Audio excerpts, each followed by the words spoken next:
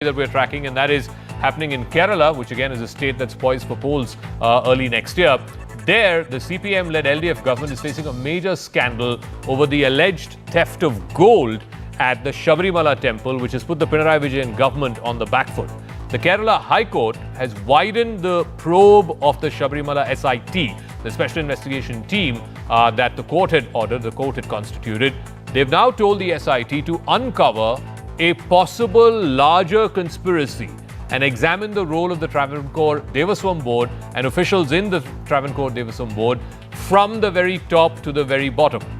Two key arrests have also been made. Number one was Unnikrishnan Poti, who was the chief sponsor. He was the man who was entrusted with this whole exercise of gold plating. Interestingly, he was the whistleblower. He's the one who first came and said that, look, some certain amount of gold is missing.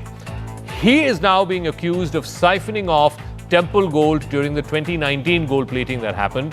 And now there is a second person also associated with the Travancore Devaswam Board, a former administrative officer, Murari Babu, who was also arrested today. He too faces charges of theft and misappropriation of gold. So these two individuals, both connected with the Devaswam Board and both appointed by the LDF, have been taken into custody for their alleged role of misappropriation of gold. Now, the Sabarimala Ayyappa temple is one of the wealthiest temples anywhere in the country.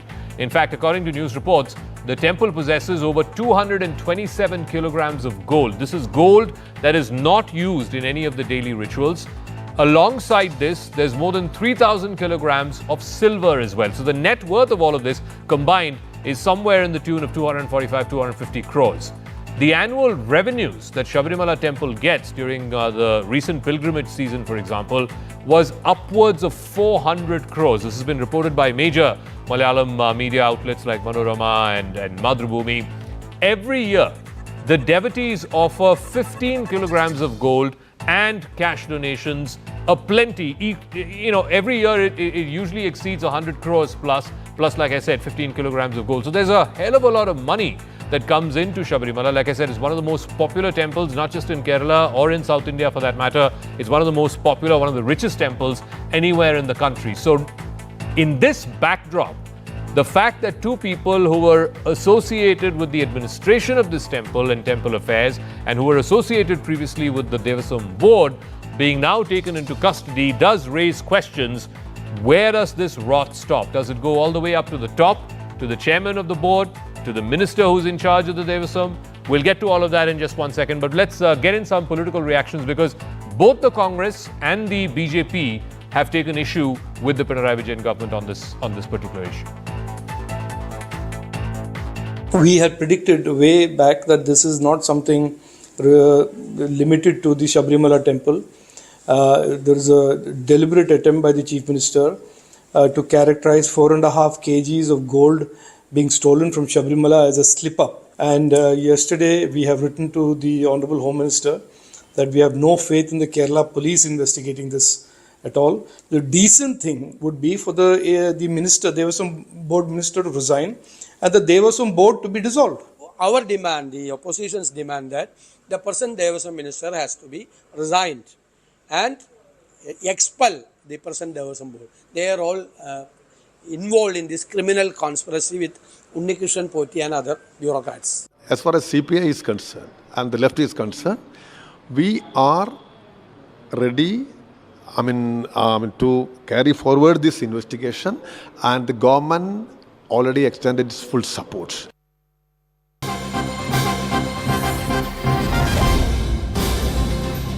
We're just getting some breaking news in connection with this. CNN News 18 has managed to access the details of the remand report of the second accused, Murari Babu, who was arrested earlier today. This is in the same Sabarimala gold plating case. The SIT had earlier registered 2 FIRs, one relating to the gold plating of the Dwarapalaga and the idols, and the other, of course, relating to the frames of the Sanctum Sanctorum. Murari Babu is accused in both of these cases. His arrest has been recorded in both of these cases. So what does his remand report say? I want to go across to Neetu Raghukumar, who is joining us. Neetu, what details does it say about the role of this individual or even the previous individual, Mr. Poti, who was the first person arrested in this case?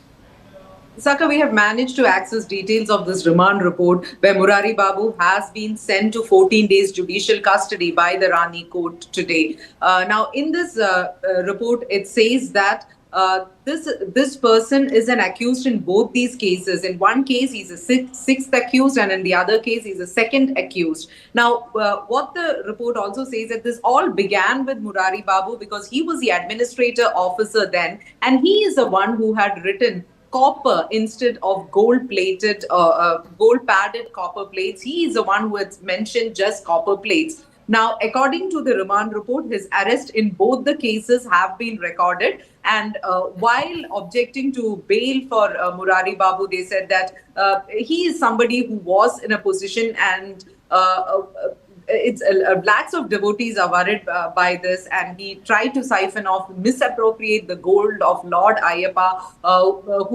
There are lakhs of devotees for Lord Ayyappa, and he also said that the remand report also said that they need to investigate further because if his actions come under the Prevention of Corruption Act, him being an official. So that also needs further investigation, is what the remand report said. The remand report also states that they will be asking for his custody because custodial interrogation is needed, because they have to look into the conspiracy of all this, not just one Unnikrishnan Poti or Murari Babu alone. Even the Kerala High Court was very clear when it wants to investigate the entire conspiracy. So they will be seeking his custodial interrogation also by the 29th of this month. An application for that will also be submitted. So these are some of the details that we have managed to access from the remand report. All right. I want to go across. Thanks very much for that, Neetu. I want to go across to Rahul Ishwar, who's a familiar face on television and whose family has been had a long association with the Sabarimala temple. Rahul, thanks for joining us. So the charges against these two individuals, I'll go one by one. Unnikrishnan Poti, he's the prime accused. The charge against him is theft and misappropriation of gold, conspiracy and illegal monetary gain, irregularities in gold plating. The charge against the second gentleman, Mr. Babu, who's been arrested, is again misappropriation of gold and irregularities, key link in the alleged conspiracy, procedural lapses and forging records. Now, my point is, can these two individuals on their own and acting just in concert with these two individuals alone be responsible for such a conspiracy that went on for such a number of years and it's finally come to light now in 2025? Or do you believe that this goes all the way up to the top, perhaps to the chairman of the board and maybe even whoever was the Devasam minister?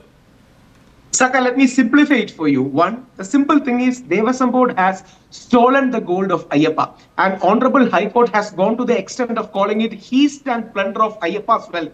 Please remember, these are very strong words coming from court, and court has categorically said the highest officials of Devasam are responsible for this. The court has given 9 points to ponder in the page number 8 and 9, and they has clearly implicated higher Devasam officials. Let me be very open and blunt about it. Devasam board, Devasam officials have colluded for stealing the gold of Ayyappa, and that's a blunt fact. For example, 1.5 kilogram of gold was in Dwarapalagas. That 1.5 kilogram gold cladding has been changed into gold plating so that people don't understand. See, normal people like you and me won't be able to differentiate between gold cladding and plating. So 30.3 kilogram gold cladding was there. So their entire plan was to remove the gold cladding and add with gold plating.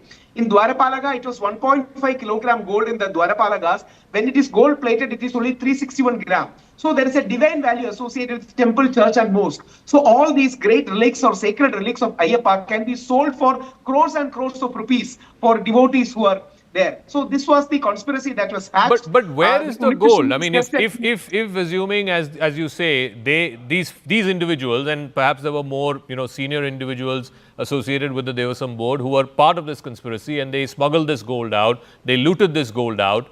Where is it? Did they just sell it all off? And how come no one knew about this for a good 6-7 years until it came to light earlier this year? No, thanks to great effort by Honorable High Court and Kerala media, who relentlessly pursued this. That's the reason why it is coming out. And High Court in its order explicitly stated, these are not inferences, explicitly stated, in order to cover up the 2019 theft, they have done the 2025 fraud also, in order to cover up. So it is very clear Let us see that. It is absolutely these people should be thrown into jail. And Sabarimala gives a revenue of nearly 8,000 crores to Kerala economy. Nearly, as you rightly said, 400 crores kind of wealth is for Devasam board. Sabarimala is a great secular pluralistic space. Even Honorable President when she came, there is Ayyappa, there is Vavar, there is Hindu, Muslim, Christian unity. So such a great place was being looted by the Devasam board. It is absolutely unforgivable. They should be going. So why is the Chief Minister, Rahul, then saying that this is a miscalculation?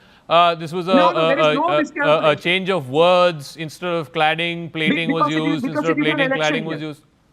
I know I am not political, as you know, but let me be very honest and blunt about this. The CPM board, some members of it are involved. The left board is involved. That's the reason why they are trying to cover up, especially in an election year. So we understand. Any politician would have done that. But High Court is very seized upon error. Later it came to know that it is nothing but a haste. But do you believe that there can be, I mean, of course, this is the SIT itself has been appointed by the High Court. They have to periodically give back reports to the High Court. So it's a High Court monitored probe. But do you believe there will be a free and fair probe and it will go all the way up to the top if the top guns, the top fish are still sitting there, whether it's the minister or the chairman of the board and the various members of the board? We hope and pray so. There were some officials should be there. The people who are arrested are nothing but peons. They Correct. are the legs and hands of the conspiracy. We need the mastermind, the brain to be arrested, and that is nothing less than Devasam board. We hope such strong actions will be taken and devotees will get some solace. And we trust High Court in doing so. Okay, we'll leave it at that, Rahul Ishwar. Thanks very much for joining us. He's expressing the sort of angst and anger amongst a large cross-section of devotees there in Kerala, Ayyappa Bhaktas, who have been appalled by what has been going on. And this issue, of course, stalled the recent assembly session there in the state as well. This is something that I suspect is going to be kept alive. It is going to be in the news up until the next 6 months, certainly in the run-up to the elections. And this is something that the Mr. Pinarayi Vijayan government in Kerala has to come out and come clean on, because otherwise this could politically turn out to be very costly for them. Let's now move on to the neighboring state of Karnataka, where